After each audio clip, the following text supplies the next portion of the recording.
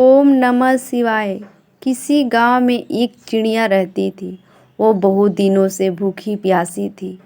वो दाना के तलाश में निकली। कुछ दूर जाने के बाद एक सेठ और एक सेठानी का घर मिला, जिसके आंगन में एक वृक्ष था। और उस वृक्ष पे जाकर उसने अपना घोंसला बना लिया और उसमें रहने लगी।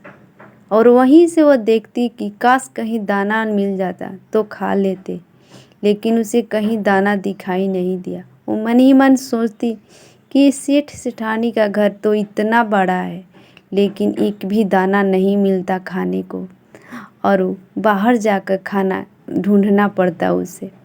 तभी एक दिन उस सेठानी के आंगन में जाकर बैठी तो उसने सुना कि सेठ और सेठानी बातें कर रहे थे कि हम लोग को तो इतना धन है और एक भी संतान नहीं है। और सेठानी ये सब बातें कहकर रोई जा रही थी। ये चिड़िया सुनकर सेठानी की बातें और भावुक हो उठी। उस चिड़िया ने दाना चुगने के लिए एक मंदिर का आंगन में जा बैठी, जहाँ दाना गिरा हुआ था। वह दाना चुनने लगी। तभी महात्मा जी एक व्यक्ति से बातें कर रहे थे कि सावन महीना शुरू हो रहा है और कृष्ण पक्ष की चतुर्थी का महाशिवरात्रि का पर्व है। उस दिन व्रत करने से सारी मनोकामना पूरा होता है और जिनका संतान नहीं हो संतान सुख प्राप्त होता है। चिड़िया ने ये सब बातें सुन ली। चिड़िया ने ठान लिया कि कितना भी कठिनाई क्यों ना मुझे सहना पड़े, लेकिन मैं सेठ और सेठानी का एक पुत्र तो प्रदान करवा ही सकती हूँ। और मन में ठान कर वो कैलाश पर्वत के लिए चल दी। बहुत रास्ते में थक चुकी थी, फिर भी उसने हार नहीं माना और माँ पार्वती और शिव जी के पास जा पहुँची और उनके पैरों के नीचे जाकर गिर पड़ी, क्योंकि वो थक चुकी थी। तभी पार्वती माँ ने चिड़िया को अपने हाथों से उठाया और बोली, क्या बात है चिड़िया, तू इतने दूर से क्यों आई हो मेरे पास? तो चिड़िया बोलती है कि माता, हम आपसे एक ही चीज़ के लिए आए हैं। वहाँ जहाँ हम रहते हैं वहाँ एक सेठ और सेठानी है, उनका कोई संतान नहीं है। वो प्रतिदिन सेठानी रोती है अपने संतान के लिए। मैं यही चाहती हूँ कि काश उस सेठानी का कोई संतान होता। तभी माँ पार्वती शिव जी से पूछती है कि स्वामी, क्या उस सेठ और सेठानी के भाग्य में क्या संतान सुख लिखा है? तो शिव जी बोलते हैं कि नहीं पार्वती, उसके भाग्य में संतान सुख लिखा ही नहीं है। तो पार्वती बोलती है कि कुछ उपाय तो बताइए, क्योंकि चिड़िया इतने दूर से आई हुई है उस सेठ सेठानी के लिए। इसे खाली हाथ तो हम भेज नहीं सकते, हमें कुछ तो करना पड़ेगा। तो शिव जी बोलते हैं, सेठ सेठानी कभी पूजा पाठ करते ही नहीं है और नहीं तो वो किसी को दान देते हैं।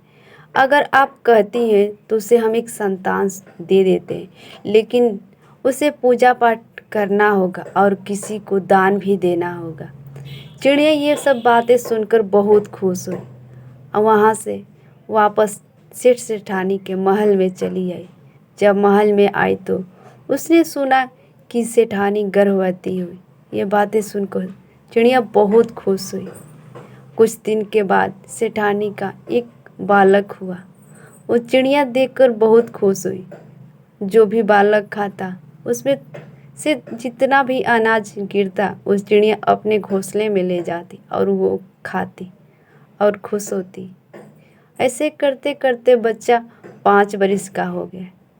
फिर भी सेठ सेठानी पूजा नहीं करते और नहीं तो किसी को दान दक्षिणा देते। ये सब देख चिड़िया दुखित होती थी और तभी वो शिव और पार्वती माँ से मिलने के लिए कैलाश पर्वत पर गई और वहाँ जाकर बोली कि हे स्वामी, मैं तो बोल नहीं सकती कि सेठ सेठानी से कि तुम लोग पूजा करो और किसी को दान दक्षिणा दो। आप ही को कोई उपाय करना होगा जिससे वो लोग दान दक्षिणा और पूजा पाठ करें। ऐसी बातें सुनकर शिव जी और गौरा पार्वती माँ ने अपना भेष बदल लिया और एक बूढ़ी माँ और एक बूढ़े बाबा के रूप में उस सेठ सेठानी के घर जा पहुँचे और वहाँ वो सेठ सेठानी से बोले कि हमें भूख लगा है, भोजन करवा दो। तो सेठ सेठानी खाना खिलाने से इनकार करने लगे, इधर उधर देखने लगे। तभी उसका बालक दौड़ता हुआ आया और दोनों बाबा और बूढ़ी माँ को घर में ले जाकर भोजन करवाया।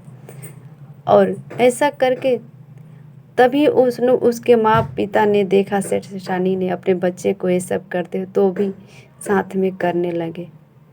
और तभी भोलेनाथ बोले कि अब तुम्हें पूजा पाठ करना होगा और किसी को दान देना होगा, क्योंकि ये तुम्हारे लिए चिड़िया कैलाश पर्वत गई है और वहाँ से तुम लोगों के लिए वरदान मांग के आई है। जो संतान आज तुम लोग को सामने है, इतना कष्ट चिड़िया ने उठाया है, तुम तो थोड़ा कष्ट उठा ही सकती हो। आज के बाद तुम लोग भी पूजा पाठ करो और दान दक्षिणा किसी के दो, ताकि तुम्हारे घर की सारी दुख दरिद्रता दूर रहे और आगे बढ़े, सुख शांति रहे।